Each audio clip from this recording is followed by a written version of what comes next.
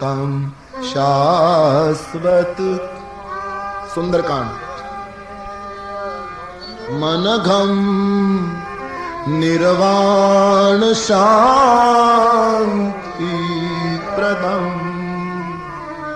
ब्रह्मा शंभु फणीन्द्र सेव्य मनीषम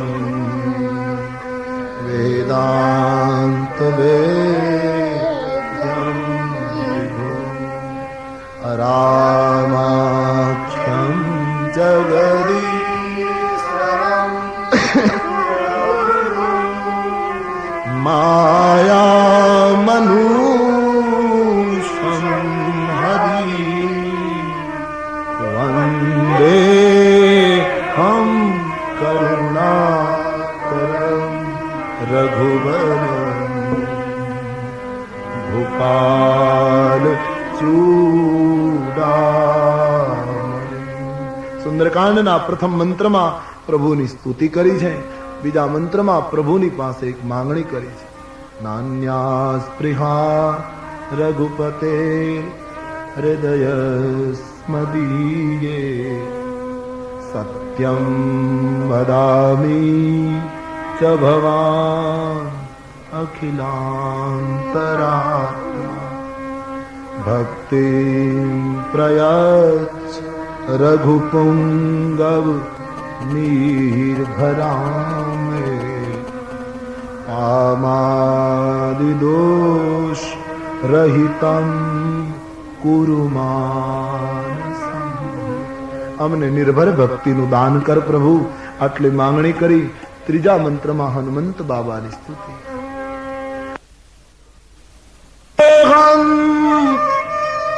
ધનુજવન કૃશાનમ જ્ઞાનિનામ અગ્રગણ્યમ સકલ ગુણ નિધાનમ વાનરાણામ ધીશમ રઘુપતિ પ્રિય ભક્તમ વાત જાતમ નમામિ. હનુમાનજીના ચરણારવિંદમાં પ્રણામ કરીને સુંદરકાંડનો આરંભ તુલસીદાસજી લખે છે. જાંબવંત કે વચન સુહાય, જાંબવંત કે વચન સુહાય,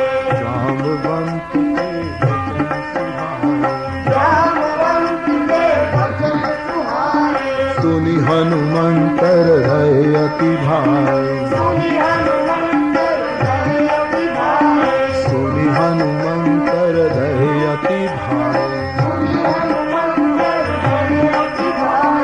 જામવંતના વચન સાંભળી હનુમાનજીને ખૂબ ગમ્યું છે. મિત્રોને બધાને પ્રણામ કર્યા. હું જાઉં છું, મને આશીર્વાદ આપો. રામ કાર્ય કરીને હું ચોક્કસ પાછો આવીશ. હનુમાનજી કહે, પણ ભાઈઓ તમારે એક કામ કરવાનું. જામવંત કહે, શું? તમારે બધાએ અહીં દરિયાને કિનારે બેસી રહેવાનું. જામવંતે કહ્યું, અમે હવે રામ પાસે જતા રહીએ, કારણ કે તમે ત્યાં કઈ મુશ્કેલીમાં આવો તો અમે ત્યાં આવી શકીએ એમ તો છીએ નહીં. હવે તમે આવો ત્યારે ત્યાં જ મળીશું. અહીં તો પીવાના પાણીની મુશ્કેલી છે. બોલે નહીં, ગમે તે થાય તમારે બધા અહીં જ રહેવાનું. હનુમાનજીની દ્રષ્ટિ કેમ કે હું રામ કાર્ય કરીને એકલો રામ પાસે આવું તો રામ કાર્યનો યશ મને એકલાને મળે, અને તમે અહીંયા હો ને આપણે બધા સાથે જઈએ તો હું ઈચ્છું છું રામ કાર્યનો યશ બધામાં વહેંચાઈ જાય. હું ભલે ત્યાં જઈ શકું, પણ તમે અહીંયા સુધી આવ્યા છો એટલે યશના અધિકારી છો. આનું નામ હનુમંત. બધાને યશ વહેંચાય, બધા એના ભાગીદાર બને. સારું, બીજી સૂચના હનુમાનજીએ કરી કે તમારે અહીં રહેવાનું અને ભૂખ્યા નથી રહેવાનું. બધાએ ફળ ફૂલ ખાવાનું, કારણ કે હું ત્યાં ચાલુ કરવાનું છું. અહીંયા ખાલી ઉપવાસ ઉપર ઉતરીને કઈ લેવું જ નહીં એમ નહીં કરવાનું, ફળ ફૂલ લેવા. સારું, પણ આવું રામ કાર્ય, આવા માણસો, એક જ વ્યક્તિત્વ નીકળ્યું રામની સેનામાં જે આટલું મોટું કામ કરી શકે, છતાં એની સરળતા આપણે શીખીએ. આટલા બધામાં એક જ વ્યક્તિત્વ હોવા છતાં બધાને પગે લાગ્યા છે. તુલસી લખે છે, અસ કહી નાઈ સબન કહું માથા, ચલે હું હરસિંહ ધરી રઘુનાથા. બધાને પગે લાગ્યા છે. જાઓ, બધા શુભકામના પાઠવે છે. હનુમાનજી ધીમે ધીમે આગળ વધ્યા છે. સમુદ્રને કિનારે પહાડો તો રામ કઈ કૂદ્યા છે ઉપર. સમુદ્રને જોવા લાગ્યા હનુમાનજી શિખર ઉપરથી. મિત્રોએ જય જયકાર કર્યો, बाबा जल्दी आवजो. हनुमान जी ने अपनी निगाहों से समुद्र को नाप लिया. आन मित्रों कहूं, महाराज जल्दी पधारજો. पुनः एक बार શિખર ઉપર ચડ્યા પછી માથું નમાયું, નહીતર શિખર ઉપર ચડ્યા પછી ભલભલાના માથા નમતા નથી. પછી માથા બહુ ઊંચા થઈ જાય છે, વજનદાર થઈ જાય. પણ ધન્ય છે હમારે બાબા કો, આટલી ઊંચાઈએ ગયા પછી પણ બધાને પ્રણામ કર્યા. જામવંત બાબા મેં જાઓ, બોલે જાઓ. મારુતિ બોલીએ હનુમાનજી માં જય જયકાર થયો છે. પોતાના પગથી પર્વતને દબાવ્યો. ઉડાન ભરને કી તૈયારી. તુલસીજી ને કઈ રીતે જવું એ નિર્ણય કરી લીધો. પગથી પર્વતને દબાવું અને રામના સારંગમાંથી જેમ ધનુષ છૂટે એમ ગતિ કરું. રામ કહીને જ્યાં પર્વતને દબાવ્યો, માનસકાર કહે પર્વત પાતાળમાં.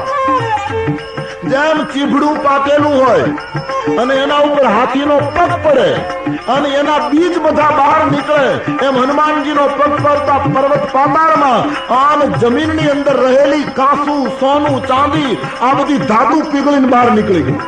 આટલો મચરકો માર્યો. રામને યાદ કરી રામાયણકાર કહે અમોઘ બાળની જેમ ગતિનો આરંભ. તુલસીદાસજીનું વર્ણન મોઘ રઘુપતિ કદ બાના તાહી ભાંતિ જલા. મોઘ રઘુપતિ કદ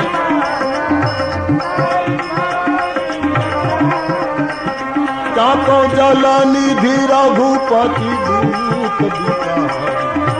તય મૈના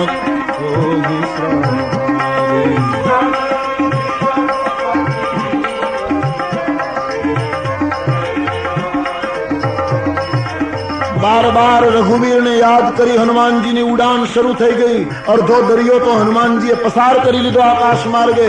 પણ સમુદ્રને વિચાર આવ્યો કે મારે આંગણે રામ ભક્ત મહેમાન છે. આજ મૈનાક નામનો એક પર્વત, આપણે ત્યાં એમ કહેવાય છે પુરાણોમાં કે પર્વતોને પહેલા પાંખો હતી, બધા સજીવ હતા.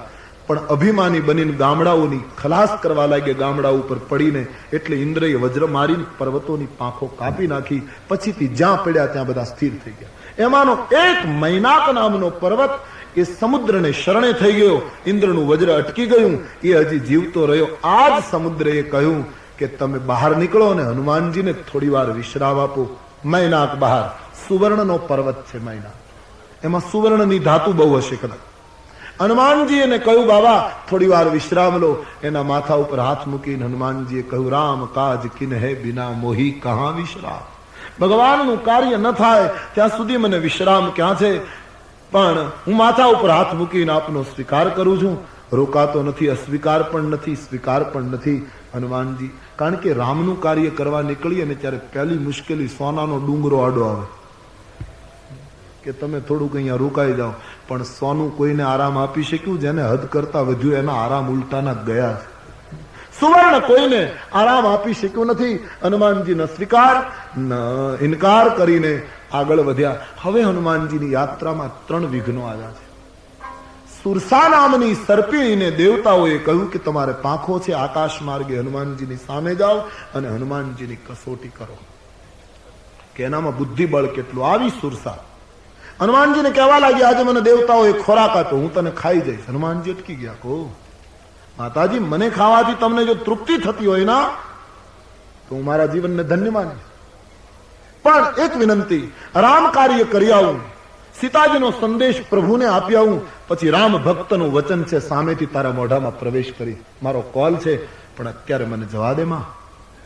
સુરસાએ કહ્યું વાનરનો શું ભરોસો આવે કે ના આવે, મને તો અત્યારે જ ભૂખ લાગી, અત્યારે જ ખાઈ જવું. હનુમાનજી કહું રહેવા દે માં, અત્યારે જવા દે. બોલે નહીં. હનુમાનજી કહું સારું ખાઈ લો. હનુમાનજીને ગળવા માટે સુરસાએ પોતાનું મુખ પહોળું કર્યું. જો જન ભારી 1 યોજનમાં મુખ પહોળું કર્યું સુરસાએ. જો જન ભારી તેહી બદન પસારા કપિતન કિન દુગુન વિસ્તાર. જ્યાં 1 યોજન 4 ગાઉમાં મોઢું પહોળું કર્યું, હનુમાનજી રામ કહીને 8 ગાઉમાં. કારણ કે ભગવાને જેને કીધું તું ડબલ છે, બધામાં ડબલ. સુરસાએ 16 યોજન મુખ પહોળું કર્યું. તુરત પવન સુત 32 ભય. હનુમાનજી 32 યોજન. જસ જસ સુરસા બદન બઢાવા અને તાસુ કપિરૂપ દીખા. જેમ જેમ સુરસા મુખ પહોળું કરે એમ હનુમાનજી એના કરતા ડબલ થાય. કરતા કરતા સુરસાએ બધી શક્તિ ભેગી કરી. 7 જોજન તેહી આનન કિન્હા અને અતિ લઘુ રૂપ પવન સુત. 100 યોજન મુખ પહોળું. 100 યોજન એટલે 400 ગાવ. દરિયો જેવડો હતો ત્યાં જે ખાડી એટલું મોઢું પહોળું કર્યું. આખો દરિયો ઢંકાઈ ગયો. હનુમાનજીને થયું કે આના કરતા હું ડબલ થઈ શકું, પણ હવે ડબલ થઈશ તો મોટી મુશ્કેલી એ કે 800 ગાવનો થાવ તો ઉભા રહેવા માટે એટલી જગ્યા તો જોઈએ. હવે 800 ગાવનો થઈશ તો એક પગ આમનમ રામ પાસે જશે, અને રામજી તો સમજી જશે કે હનુમાનનો પગ છે, પણ બીજો પગ આમનમ લંકામાં જશે. અને લંકા વાળા વિચાર કરશે કે આમાં માણસ દેખાતો નથી, ના સીધો પગ કોનો આવ્યો. એ લોકો ગભરાશે અને આ તકરારનો અંત નહીં આવે ને. મારે નાનું થવું કે મોટું થવું, કોઈ પણ રીતે મારે તો સીતા સુધી પહોંચવું છે. હું શું કામ આની સાથે મારી શક્તિ વેડફું. હનુમાનજી એકદમ નાનકડું એવું રૂપ લઈ સુરસાના મુખમાં પ્રવેશ કરી ગયા. આન બદન પૈઠીપુની બહાર આવા. ચહેરામાં મુખમાં પ્રવેશ કરી બહાર નીકળીને કહ્યું, માં તે મને ખાઈ લીધો કહેવાય, હવે જાઉં. હનુમાનજીનું બુદ્ધિ કૌશલ્ય જોઈ સુરસા પ્રસન્ન થઈ છે. વાસનાને મારી શકાતી નથી. કાંટાથી કાંટાને કાઢો. આ જગતમાં રહીને જગતમાંથી તરો. મોઢામાં જ ફરવું પડે, આમાંથી ક્યાં ભાગીને જવું. હિમાલયમાં ઓછા ખાતમુહૂર્ત નથી થતા, ત્યાં પણ ખાતમુહૂર્તો ચાલુ જ છે. ક્યાં જાઓ આમાંથી. તુલસીદાસજી વર્ણન કરે છે, હનુમાનજી શરીર વધાર્યા કર્યા. એનો અર્થ શું? આપણા જીવન કાર્યમાં કોઈ આડું આવે ને વિરોધ કરે તો લડવા કરતા તમે તમારા વ્યક્તિત્વને વધારો, તમારું ભજન વધારો. ખુદી કો કર બલંદ ઇતના કે હર તકદીર સે પહેલે ખુદા બંદે સે ખુદ પૂછે બતા તેરી રજા ક્યા હૈ. ખુદી કો કર બલંદ ઇતના. તારા અસ્તિત્વને આપણે ત્યાં ભણતા ત્યારે નહીં કૂટ પ્રશ્ન મૂકવામાં આવતો હતો. એક રેખા ચાકથી દોરે શિક્ષક કે આ રેખાને અડવાનું નહીં, ભૂસવાનું નહીં, અને જરાય કંઈ કરવાનું નહીં, અને છતાં રેખાને નાની કરી દો. ભૂસાય નહીં, અડાય નહીં, કઈ ન થાય, અને છતાં નાની કરવી હોય તો હોશિયાર છોકરો ચાક લઈ અને એની નીચે લાંબી રેખા કરી નાખે, એટલે આના કરતા નાની સાબિત થઈ ગઈ. એમ રેખા કોઈની ભૂસો નહીં, તમારી રેખાને લંબાવી દો એટલે એની મેળાએ નાનું થઈ જશે. તોડો નહીં, જોડો. ખંડન મત કરો, अपने को मंडन में रख दो. તુલસી કહે હનુમાનજીના મુખમાં જી આવ્યા, એને મારી નહીં, તોડ્યું નહીં. સુરસા કબૂલ થઈ ગઈ. રામ કાજ સબ કરી હું, તું રામ કાર્ય કરી શકીશ. આશીર્વાદ આપી સુરસા ગઈ. હનુમાનજી આગળ ગયા તો એક બીજું વિઘ્ન આવ્યું. રાક્ષસી સિંહિકા નામની રાક્ષસી પાણીમાં રહેતી હતી, દરિયામાં. એનો સ્વભાવ આકાશમાં કોઈ ઉડે એનો પડછાયો પકડી અને એને પછાડવા, આવી રીતે એને ખાય. તાંત્રિક હતી. આ બહુ ભયંકર વિઘ્ન છે જીવનનું. આપણા બધાના જીવનમાં આ વિઘ્ન હોય છે. આ રાક્ષસી મૂળ ધરતીનો જીવ, પણ રહેવાનું એને દરિયામાં પસંદ કર્યું. પહેલી વિચિત્રતા. બીજી વિચિત્રતા, સમુદ્રમાં આટલા બધા જળચર પ્રાણી પણ એમાંથી એકેયને ન ખાય. આકાશમાં ઉડે એને જ પછાડે, એને જ ખાય. ઈશ્વરના માર્ગનું, ભક્તિના માર્ગનું, જીવન સાત્વિક માર્ગનું બીજું વિઘ્ન છે ઈર્ષા. પેલી રાક્ષસી ધરતીને બદલે દરિયામાં રહે, એનો અર્થ ઈર્ષા. દરિયા જેવડો મોટો માણસ હોય તો એના પેટાળમાં ક્યાંક કામ કરતી હોય. ઈર્ષા કોઈને છોડતી નથી. અને ઈર્ષાનો સ્વભાવ, પેલી રાક્ષસી આજુબાજુ વાળાને ખાતી નથી, આકાશમાં ઉડે એને જ ખાય. ઈર્ષાનો સ્વભાવ છે. આપણા કરતા કોઈ પણ ક્ષેત્રમાં કોઈ ઊંચે ઉડશે એટલે એના પડછાયા કેમ પકડવા, એ ઈર્ષાળુ માણસની પ્રવૃત્તિ. કોઈ પણ ક્ષેત્રમાં તમારા કરતા કોઈ ઊંચો ગયો એટલે એને કેમ નીચે પાડવું. અને ઈર્ષાળુ માણસનો સ્વભાવ ઊંચાઈ આંબી ન શકે એટલે પછી પડછાયા પકડે. પડછાયો પકડે એનું કારણ પડછાયો કાળો હોય. ઈર્ષાળુ માણસ કાળું જ પકડે, કદી ઉજ્જવળ ન પકડી શકે. ઈર્ષા ભયંકર. આ બધી પતંગો જે ઉડે છે આજ માંડવામાં આવે છે, હું જોઈ રહ્યો છું. એ દુકાનમાં હોય ત્યારે કેટલી સંપીને બેઠી હોય. લીલી લીલીની જગ્યાએ પીળી પીળીની જગ્યાએ સાઈઝ વાર રંગ વાર. આપણને એમ થાય કે આમાં જરાય આને બોલાવવી નથી, આપણે આને જરાય હલાવવી નથી, એટલું સરસ લાગે. પણ એને દોર મળે આવી.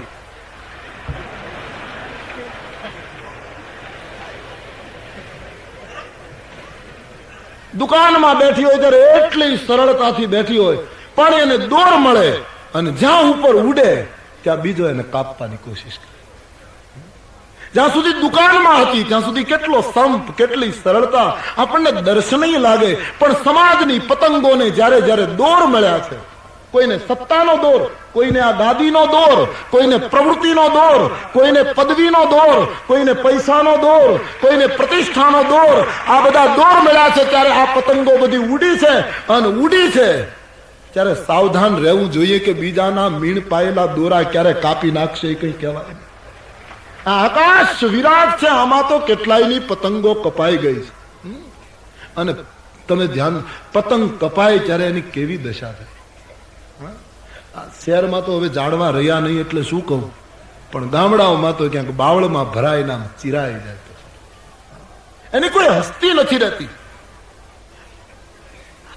આટલું મોટું આકાશ મને સમજાતું નથી. ઠીક છે, આનંદ હશે, વિનોદ હશે, એક સંગત, પણ નહીતર આટલા મોટા આકાશમાં બધા ઉડાડ્યા કરો તો કાપે છે શું કામ? બધા ઉડાડ, આમાં કોને ના છે?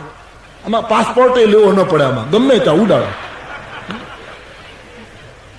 કોઈ ચેકિંગ નહીં, કોઈ મનાય નહીં. પણ આટલા વિરાટ આકાશમાં હું તમે છીએ છતાંય માનવ પ્રકૃતિ છે બીજાની પતંગ કાપો, બીજાની પતંગ.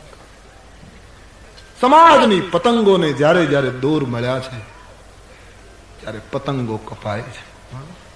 માટે સાવધાન. ઈર્ષાનો સ્વભાવ છે, બીજો ઉડે અને પછાડો, કાપો, તોડો. બીજાની પતંગો કાપો નહીં.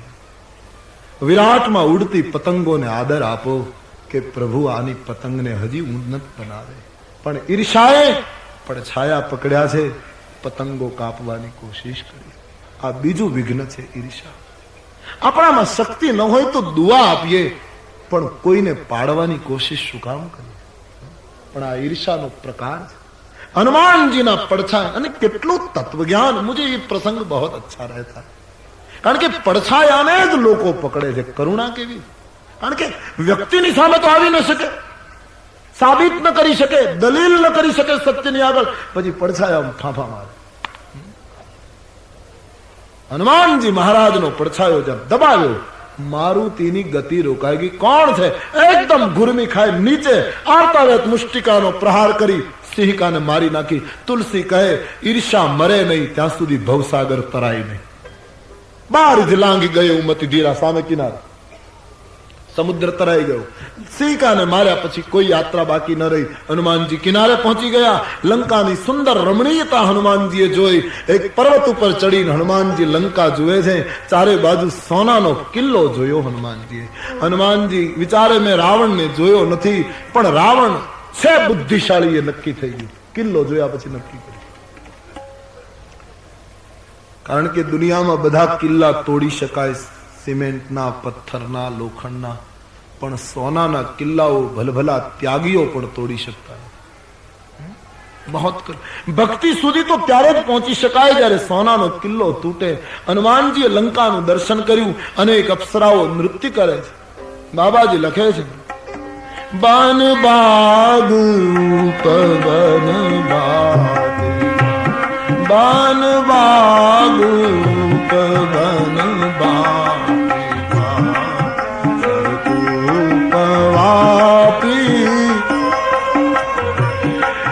નર નાગ ગંધર્વ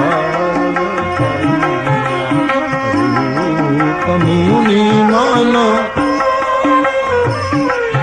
નર નાગ સુર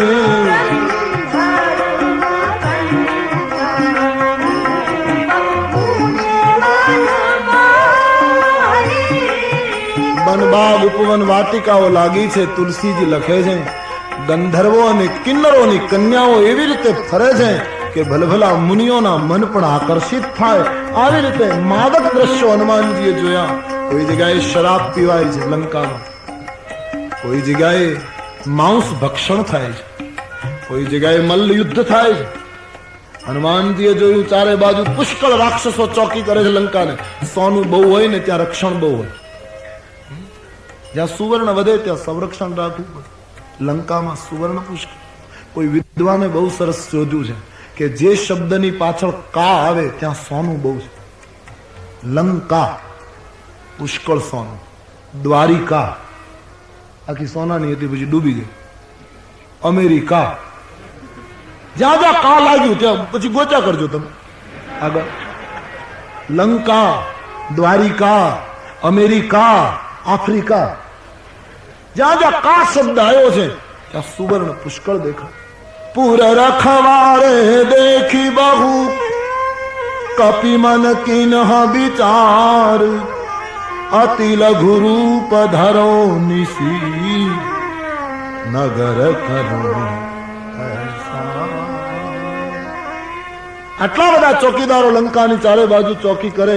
હનુમાનજીને થયું રાત્રિ પડે પછી નાનું એવું રૂપ લઈને લંકામાં પ્રવેશ કર્યો. હનુમાનજીએ લંકામાં પ્રવેશ કરવાનો નિર્ણય રાત્રિએ કર્યો.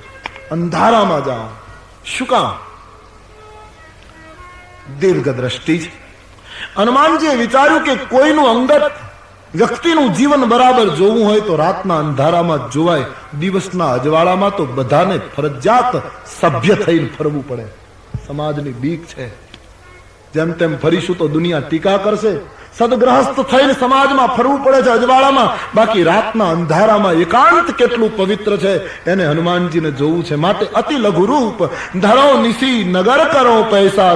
રાત્રિએ નાનકડું એવું રૂપ લઈને પ્રવેશ કરું. હનુમાનજીએ બિલકુલ નાનું એવું રૂપ લીધું. આનો અર્થ એમ પણ થાય કે એ આટલા મોટા પણ બન્યા સુરસાની સામે અને પાછા નાના પણ બન્યા. ભક્તિ સુધી એ પહોંચી શકે જે પ્રભુતાને પચાવે અને લઘુતાને નિભાવે. ઇતને સૂક્ષ્મ હો ગયે.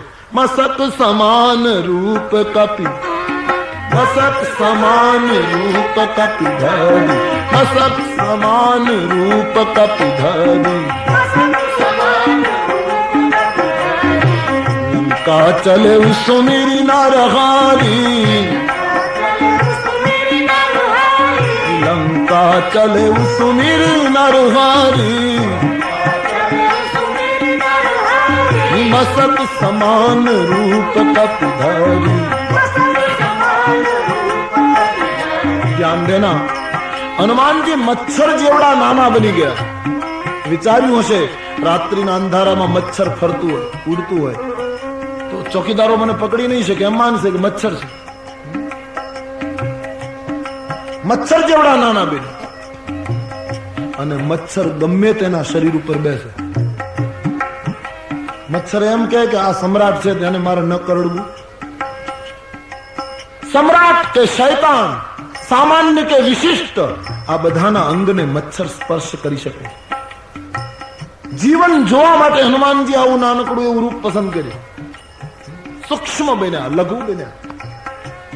ઘણા લોકોને આમાં સિદ્ધાંત નથી દેખાતો. શંકા પડે મચ્છર જેવડા નાના બન્યા તો વીંટી ક્યાં રાખી? રામાયણમાં લોકો સંશોધન કરે તો આવું ગોતે જ બેઠા બેઠા. વીંટીનું શું થયું? ઘણા નથી પૂછતા. હનુમાનજીની બાને પૂછ નહોતું. હનુમાનજીને કેમ હવે તું રામ રામ કર. ઈ જે હશે હશે. ચોપાઈ બોલ. મસક સમાન ગયે હનુમાનજી. લંકા ચલે સુમિરી નરહારી. પછી મંદિર મંદિર પતિ કર સોદા. દેખ है जहां तहां अगणित योगा, गए दशानन मंदिर माही, गए दशानन मंदिर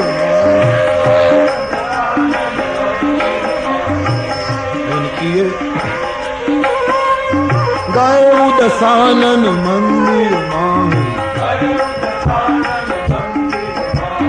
अति विचित्र सौ बरनिन जाई, अति विचित्र कही, अति विचित्र कही जात सुनाई।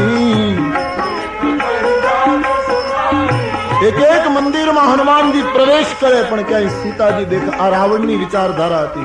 बधी जग्याए मंदिर शब्दनो प्रयोग छे रामायण में। हनुमानजी जे मकान में जाए मंदिर लागे એટલે હનુમાનજીને એમ થાય કે મંદિરમાં તો ભક્તિ હોવી જ જોઈએ ને, કમ સે કમ મંદિર છે તો ત્યાં તો ભક્તિની અપેક્ષા લોકો રાખે, તો અંદર જાય તો ભોગ ભોગવાતા હોય। રાવણની વિચારધારા બહારથી યોગ ભીતર ભોગ, जनकनी विचारधारा बाहर थी भोग भीतर योग। एक एक मंदिर में हनुमान जी गया, रावण ना मकान में गया तो रावण ने सूतेलो जोयो, अप्सराओ नृत्यांगनाओ पड़ी गयेली जोई। हनुमान जी बाहर निकली गया कि आ भोग भवन में मारी मां न होई शके। फरता फरता हनुमान जी एक मकान कई विशिष्ट जोयु। बाबाजी लखे छे भवनु एक पुनि दीख सुहावा, भवन एक पुनि दीख सुहावा, हरि मंदिर तह भिन्न बनावा, हरि मंदिर तह भिन्न बनावा। एक मकान हनुमान जी जोयो, एना ऊपर धनुष्यबाणना चित्रो हता। आंगणामां तुलसीनो क्यारो हतो, बाजूमां भगवानનું મંદિર જુદું હતું। હનુમાનજીને થયું કે આ મકાન કંઈક વિશિષ્ટ છે, આ કોઈ વૈષ્ણવનું ઘર છે। તુલસી વૃંદ રામના આયુધો ચિતર્યા છે। બાબાજી એકદમ બ્રાહ્મણનું રૂપ લઈ એના આંગણામાં પ્રવેશ કરે છે। મકાનમાં હનુમાનજી વિચાર કરે છે રાત્રિનો સમય છે, મારુતિ કા વિચાર तुलसी ने चौपाई में डाल दिया।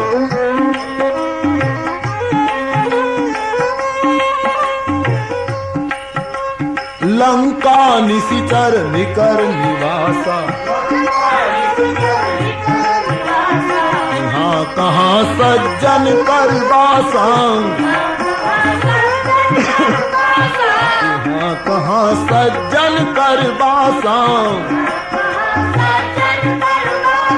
मन महु तर्क करे कपिलागा, समय विभीषण जागा। तब राम राम ते सुमिरन तिन्हा,